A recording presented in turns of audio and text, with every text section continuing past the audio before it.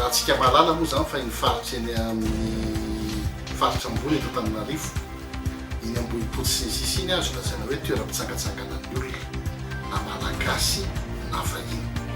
Manao antsika manokana iny zany ny commissariat deuxième arrondissement etsy Ambohijatovo ambony ka tamin'ny 2020 volana jolay teo dia nisy endahy tratram-bodiomby teo ampovoana Rogony ary rehefa avy eo zareo dia mandeha manentaka an'ireo olona manao fizahantany.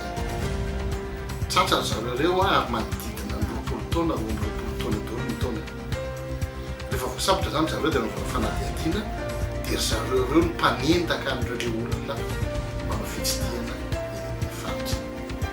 Efa eo am-pelantanan'ny deuxième arrondissement moa zany zareo zao ary atolotra ny fitsarana androany.